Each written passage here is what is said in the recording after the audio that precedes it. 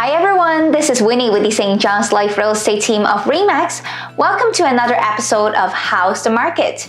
So this past month of February 2021, there has been a lot that happened, or should I say, there has been a lot that didn't happen in the Metro St. John's area. So, how's the market? As usual, stats first. In the entire month of February, there had only been 147 closings, which is 5.2% less than the same time last year. And it has been the first month since COVID that there has been less sales in the Metro St. John's area. The average time to sell a house now has gone up to about 100 days, 11 more days than the same time last year. Price-wise, it's still up to about $295,000, which is 9.8% more than the same time last year. The downward trend in sales is the first since the pandemic, and given all the factors that could be considered, it's probably too early to say whether it's the start of a new trend or just a temporary reaction to the recent events. So let's look at some factors that are affecting our market. We had a relatively smooth ride with COVID since last May, but it has been broken by a second wave of positive cases, which started the second week of February.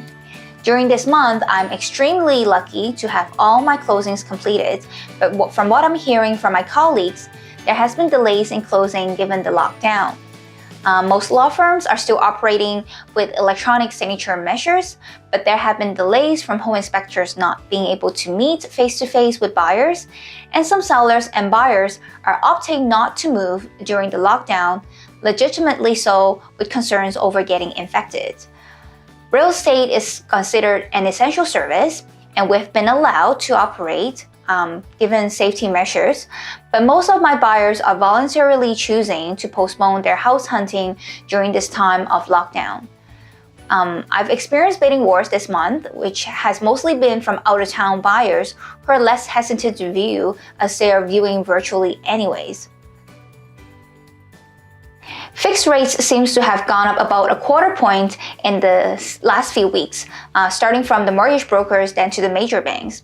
The latest 5-year fixed mortgage rate seems to be around 1.8% for insured and 2.25% for uninsured. But if you're open to a variable rate, I had a client who recently been able to secure a 5-year variable at 1.29% insured since the hike.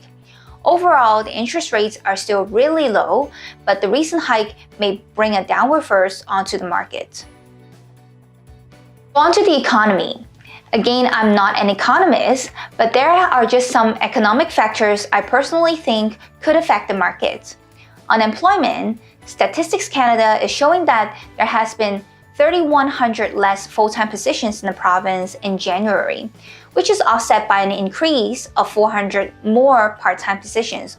Overall, it's still down 2,700 less jobs. The Keystone Project doesn't seem to be revived, and so far in the month of February, there hasn't been any much new stimulus to our employment market. And it probably doesn't help that the much anticipated economic recovery report and our provincial election are both delayed. I think some buyers might be holding their breath to see what the future holds before deciding to invest into real estate. So on immigration, both the federal and provincial government seems to be putting more working efforts into bringing in new immigrants. On February 13th, the federal government sent out applications to all applicants in their Canadian Experience Class pools, which has about 27,000 applicants. It was a bit of a shocker in the immigration community, as this is the first time that they have admitted so many applicants, and I think the lowest accepting score has been the lowest that has ever been based on their point system. So on the upside, it may bring further stress on the housing prices in other major cities, which could potentially encourage people and businesses to consider a move to more affordable cities like ours. But on the other hand, if the bar to immigration is lowered for the country overall, it could make our province or our provincial nominee program less attractive. The province is now aiming to triple immigration numbers by 2026. Personally, I think it would take the province creating much stronger environments for startup businesses in order to bring immigrants here versus popular immigrant destinations. So that's it for our video update on the St. John's real estate market for February 2021. We're also creating a new series of neighborhood introduction videos in hopes to give you more insight on what each neighborhood in the Metro St. John's area has to offer. So if you're interested in learning more or keeping up to date on the St. John's real estate markets, please do follow us on our Facebook page at St. John's Life NL or subscribe to our channel.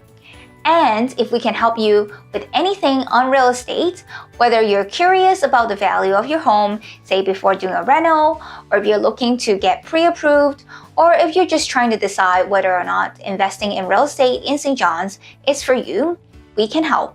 Leave us a message or give us a quick call at 709-631-4663. See you next time!